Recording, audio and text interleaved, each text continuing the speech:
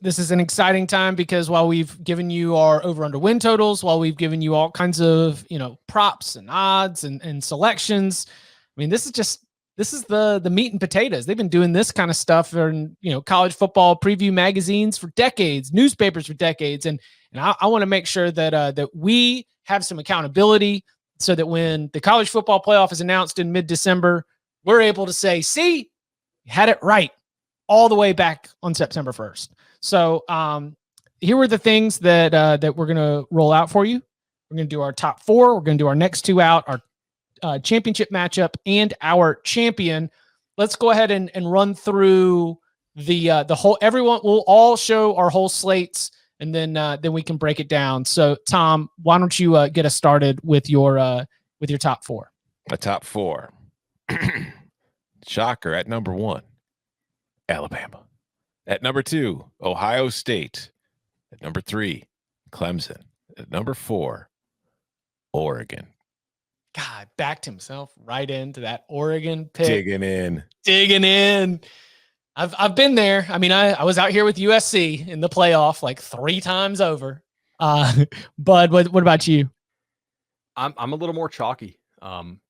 I really was going to be all about Georgia and these preseason injuries. I don't like it because I feel like it reduces their margin of error real low. I have Ohio State 1 for the playoff seed, Bama 2, Clemson 3, Oklahoma 4. First out, I do have UGA and Oregon as my second out. But I really struggled there. I almost had Wisconsin. Tom, what were your first two out? I'm sorry. Did I screw that up? I was not supposed to say that. That's all right. No, you ruined the whole show. Number 5, I had Oklahoma. At number 6, I had Georgia. I have Ohio State in my 1 spot as well. I have Oklahoma in the 2 spot. My prediction being that both of those teams are going to get through their entire schedule without a single loss, and they both finish undefeated.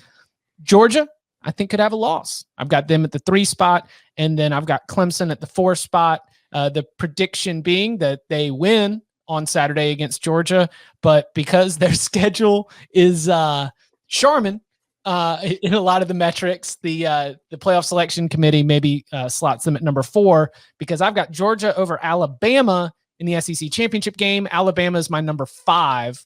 I think that'll probably get you more credit than Clemson beating North Carolina. So number 5, Alabama.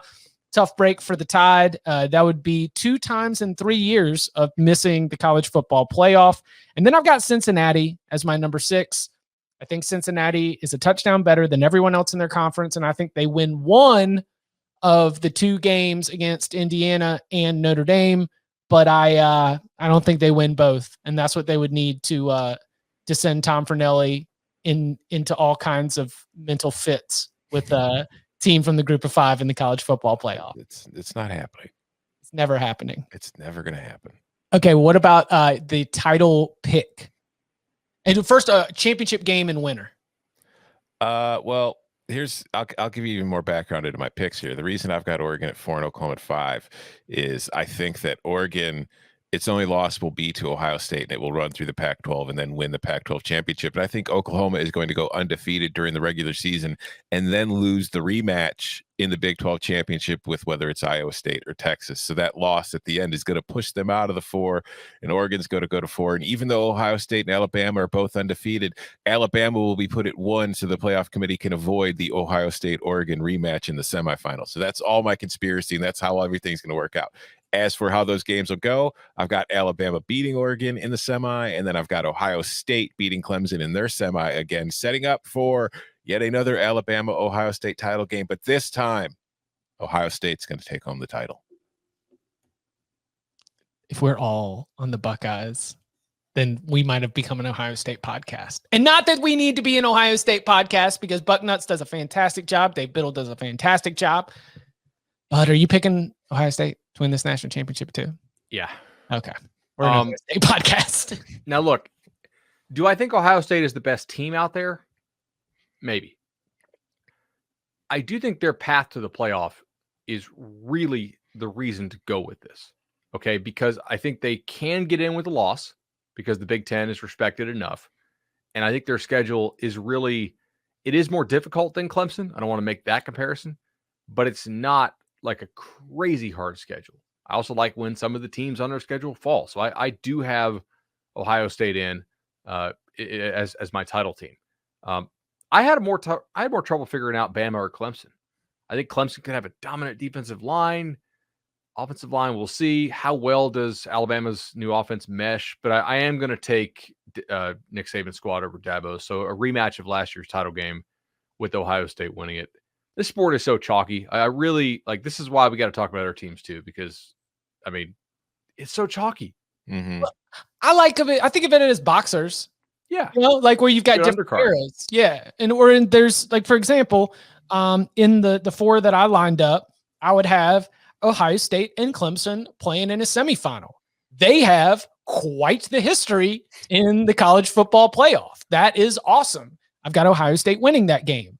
I've got Oklahoma and Georgia playing in a semifinal. They have quite the history, even though it's just one game. That was a great game. Epic Rose Bowl. And I've got this time, Lincoln gets a little bit of revenge. So we have Ohio State and Oklahoma in the national championship game. These are two teams that I think I've got more confidence in them, not only because of their ability to put up points and explosive plays, but they also have depth at the quarterback position in ways that Clemson and Alabama and Georgia do not. That if they have to go to their number two for any reason, close contact, like positive test, injury, whatever, if I feel like Ohio State and Oklahoma are both set up to do that, I've got Ohio State over Oklahoma in a high-scoring, future of football kind of national championship game. Ryan Day gets to claim his first title as Ohio State's head coach. Do you know who I do not have winning the national title? And something I'm very disappointed in. I'm glad I unloaded some risk. South Carolina is literally starting the GA at quarterback. The guy who was terrible at Iowa State and terrible at North Dakota State. Not high on him. Not particularly. So I was asked on the radio yesterday. They said, "Is this going to turn into one of the great stories in college football?" I said, "No, it's he's not. This isn't Kurt Warner bagging groceries. The guy was playing college football recently. Yeah, like he's not the 29-year-old. This isn't a redemption story where washed people at home get to imagine that they get to."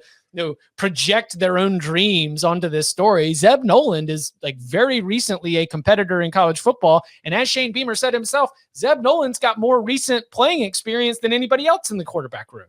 Yeah, this isn't like Scott Bakula in Necessary Roughness. This is a guy who was literally playing a few months ago. But yeah, go ahead. Sorry, go ahead. No, go ahead, Tom. My bad. No, I was just gonna say, going back to what you were saying, though, another point I wanted to touch on when you were talking about like Ohio State and its path to the playoff. I think one of the things that's going to be interesting to follow this year, and something I'm interested in, is because we've talked for the last few years about like Clemson and the ACC and how it's just a super easy path for them in that conference.